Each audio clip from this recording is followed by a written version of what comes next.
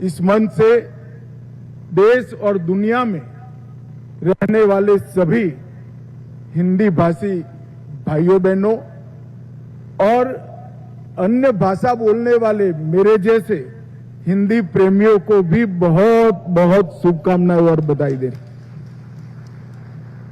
मित्रों, आज अनेक कार्यक्रम यहां हुए।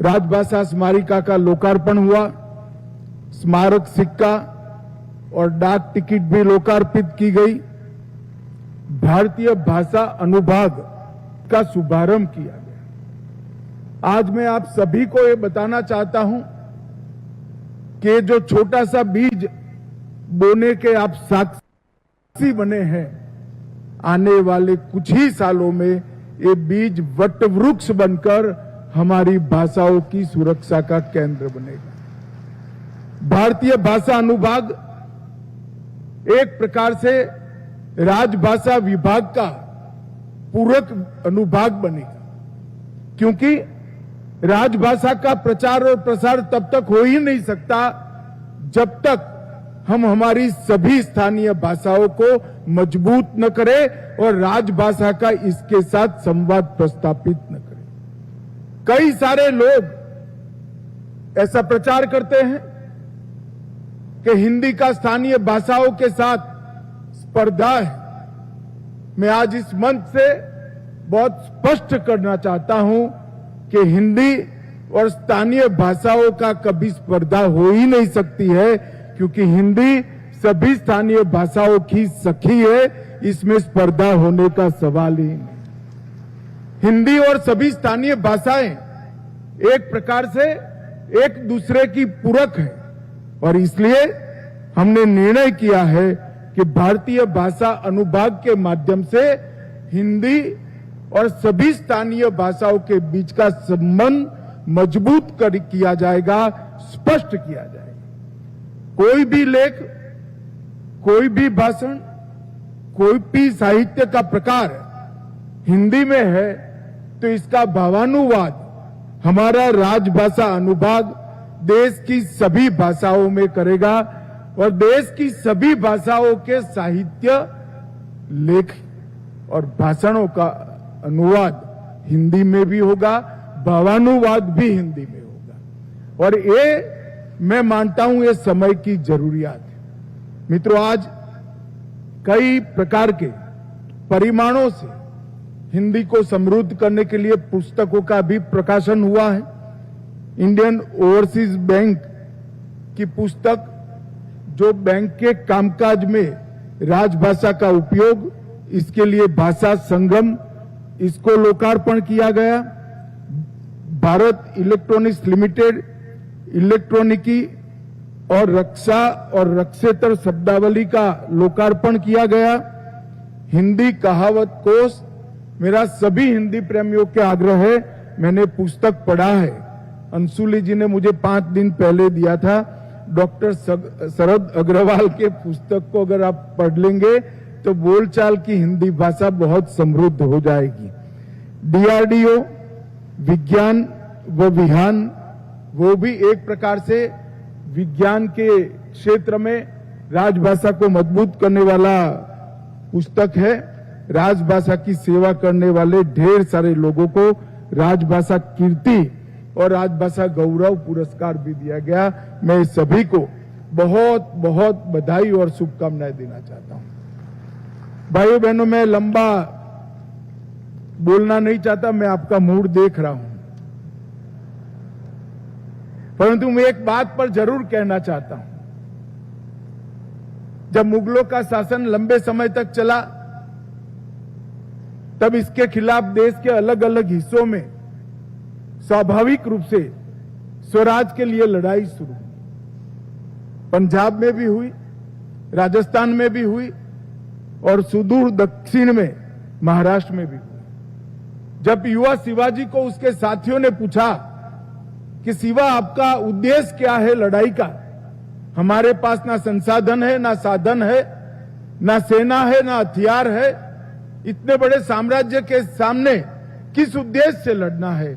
तब उन्होंने 3 उद्देश्य कहे थे, स्वराज, स्वधर्म और स्वभाषा, स्वराज, स्वधर्म और स्वभाषा, ये तीनों को जो समाहित नहीं करता, अपने आने वाली पीढ़ियों को गुलामी से मुक्त नहीं करता। और इसलिए स्वराज के व्याख्या में ही स्वभाषा समाहित।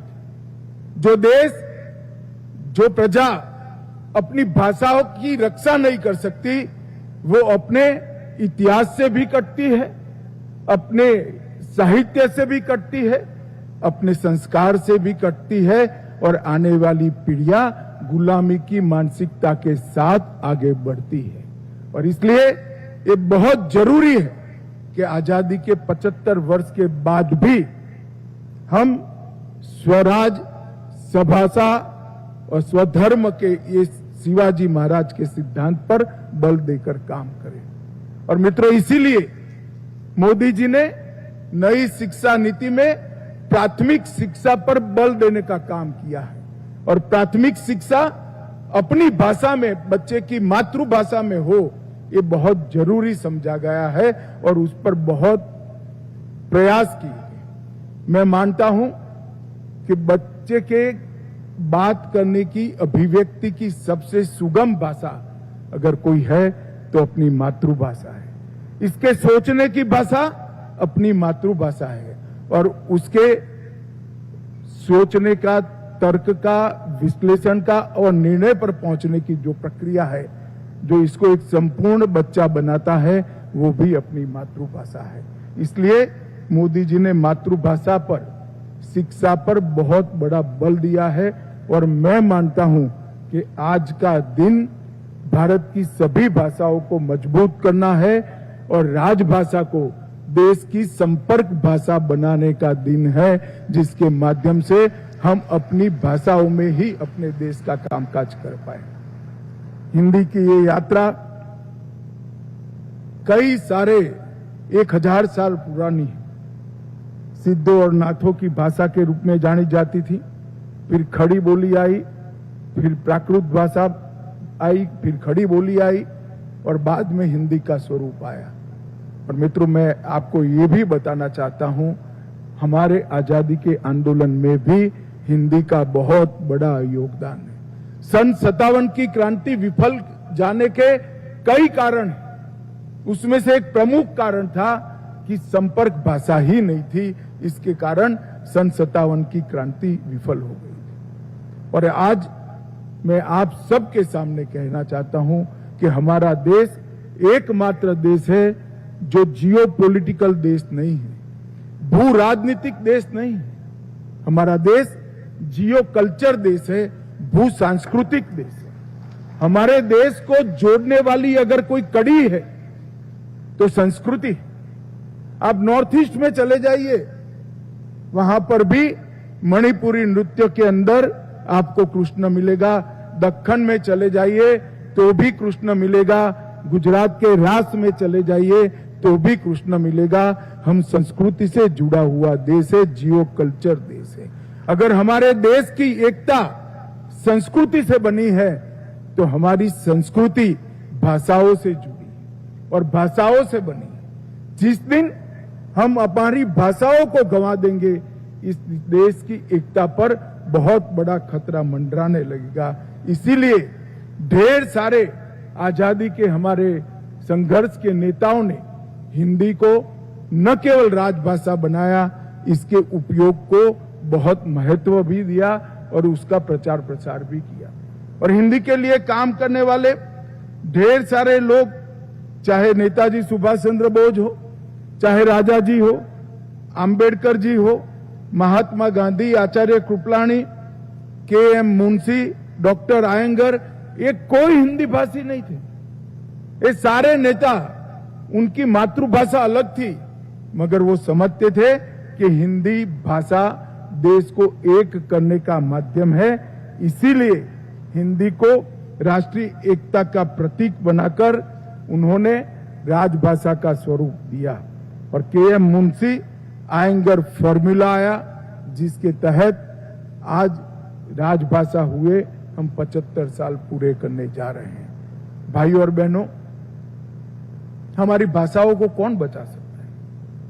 यहां बैठे हुए विद्वत जन बचा सकते हैं, मैं बड़ी विनम्रता से कहना चाहता हूं, नहीं बचा सकते। सरकार तो बचा ही नहीं सकती। हमारी भाषाओं को बचा सकता है, अगर कोई बचा सकता है तो मां ही बचा सकती है और कोई नहीं बचा सकता। हर परिवार के अभिभावक तय करे कि हम बच्चे के साथ हमारी मातृभाषा में ही बात करेंगे। अगर इतना तय कर ले तो कोई हमारी भाषाओं को समाप्त नहीं कर सकता और हमारी भाषाएं चिरकाल तक देश और दुनिया की सेवा करती। आज जरूरत है हमारे देश के अभिभावकों को अपने बच्चों के साथ अपनी मातृभाषा में बात करने की, मातृभाषा को सीखने के लिए उनको प्रेरणा देने की।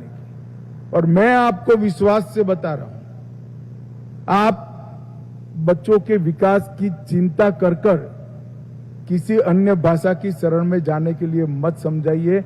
आने वाला समय भारत की भाषाओं का है, राजभाषाओं का। और मैं बड़े विश्वास के साथ देश की जनता को बताना चाहता हूं, अब इस देश को किसी भी प्रकार की गुलामी में कोई नहीं रख सकता और भाषा की ये गुलामी में तो कभी नहीं रख सकता। और इसलिए राजभाषा दिन आज है और हम सब चौथे राष्ट्रीय सम्मेलन में यहां पर एकत्रित हुए हैं। उस वक्त मैं इतना ही कहना चाहता हूं कि राजभाषा विभाग ने बहुत काम किया है। हिंदी को लचीली बनाने का भी काम किया है, हिंदी को स्वीकृत बनाने का भी काम किया है। कई सारे हिंदी के विद्वानों ने मुझे फोन भी किए कि अमित भाई हिंदी को क्यों दूषित कर रहे हो।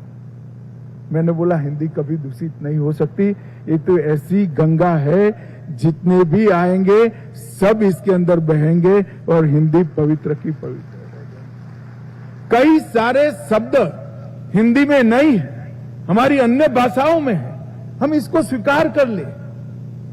हिंदी अगर इसको स्वीकार करती है तो हिंदी के कई शब्द हमारी स्थानीय भाषाएं भी स्वीकार करें। इसलिए हमने शब्द सिंधु जो बनाया है, इसमें एक भी भारत की भाषा नहीं है जिसके शब्द को हमें समाहित नहीं किया। और हमारी भाषा और हमारी देश की जनता एक कई सारी संस्कृतियों को हजम करते करते करते हमारी संस्कृति बनी। टेक्निक से तकनीक कब हो गया किसी को मालूम ही नहीं पड़ा, इंजीनियर से इंजीनियर कब हुआ किसी को मालूम ही नहीं पड़ा, और हिंदी भाषा समृद्ध हुई है। हमने हिंदी को स्वीकार्य बनाना चाहिए, लचीली बनाना चाहिए और बोलचाल की भाषा भी बनाना चाहिए। वो ही हिंदी की आगे की यात्रा को लंबा, स्पष्ट और मक्कम गति से तेजी के साथ आगे बढ़ने वाली भाषा बना सकता है। शब्द सिंधु का हमारा जो प्रयोग है वो अभी अधूरा है, इस पर और काम चल रहा है। और मेरे मन में इच्छा है कि अगले चुनाव के पहले हिंदी का शब्द सिंधु, हमारा शब्दकोश विश्व का सबसे बड़ा शब्दकोश बनेगा, ऐसा मुझे भरोसा है। यहां पर कई विद्वानों ने हिंदी के शिक्षा में प्रयोग पर, हिंदी के टेक्निकल एजुकेशन, तकनीकी शिक्षा के प्रयोग पर, हिंदी के न्याय पालिका में प्रयोग पर कई सारे सुझाव दिए हैं।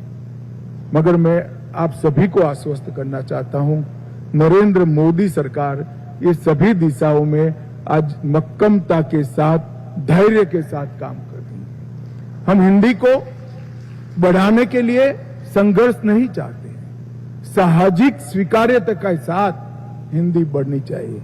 सुप्रीम कोर्ट ने भी, सुप्रीम कोर्ट के मुख्य न्यायाधीश महोदय ने भी निर्णय लिया है, ढेर सारे जजमेंट्स का भारतीय भाषाओं में अनुवाद किया है। इसके साथ साथ राजस्थान, उत्तर प्रदेश, मध्य प्रदेश और उत्तराखंड, ये चारों राज्यों ने आज तबीबी शिक्षा को संपूर्ण हिंदी अभ्यासक्रम तैयार कर दिया है। और मध्य प्रदेश में आज बच्चे चौथे सेमेस्टर में हिंदी में तबीब बनने का, डॉक्टर बनने का काम कर रहे हैं, वो हम सब के लिए बड़ा संतोष का विषय है। लगभग भारत की 13 भाषाओं में इंजीनियरिंग की पढ़ाई होने के कगार पर है और आने वाले दिनों में अनुसंधान की भाषा भी निश्चित रूप से हिंदी बनेगी।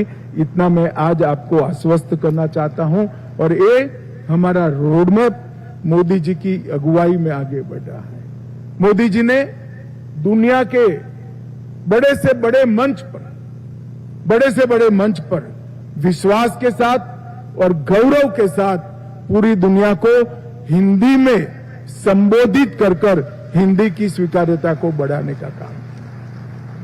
जब अटल जी ने यूएन के जनरल असेंबली को हिंदी में संबोधित किया तब दुनिया अचंभित रह गई थी। आज मैं हिंदी प्रेमियों को बताना चाहता हूं कि आज हम यूएन की लैंग्वेज बन चुके हैं और 10 से अधिक देशों की द्वितीय भाषा भी हम बन चुके हैं। हिंदी अब अंतर्राष्ट्रीय भाषा बनने की दिशा में आगे बढ़ रही है। हिंदी की स्वीकार्यता बढ़ रही है। जरूरत है कि हम स्वयं हिंदी के महत्व को समझे, हमारी मातृभाषा के महत्व को समझे, हमारी नई पीढ़ी को मातृभाषा बोलना, पढ़ना, इसके साहित्य की वांचन की रुचि करना और साहित्य में रुचि खड़ी कर बच्चे को मातृभाषा का विद्वान बनाना, इस दिशा में हम सब ने काम करने की जरूरत है। आज मैं इस मंच से देश भर के सभी स्थानीय भाषाओं के प्रेमियों को भी आश्वस्त करना चाहता हूं, फिर से एक बार कहना चाहता हूं कि हिंदी भारत की किसी भी भाषा के साथ स्पर्धा नहीं कर सकती है। भारत की भाषाएं भी हिंदी से ही मजबूत हो सकती है और हिंदी भी भारतीय भाषाओं से ही मजबूत हो सकती है। और अंत में केंद्र सरकार के सभी कर्मचारियों को भी कहना चाहता हूं कि मेरे जैसे व्यक्ति को भी गृह मंत्रालय की सभी फाइलों को हिंदी में मुझ तक पहुंचाने में 3 साल लगे हैं।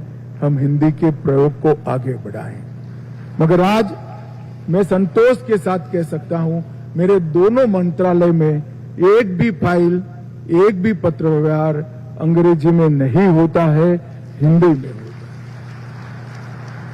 है। अगर हम तय कर ले तो संवाद कभी नहीं होता है। भाषा ये अभिव्यक्ति है और अभिव्यक्ति अपनी भाषा में जब होती है तब मुखर कर होती है।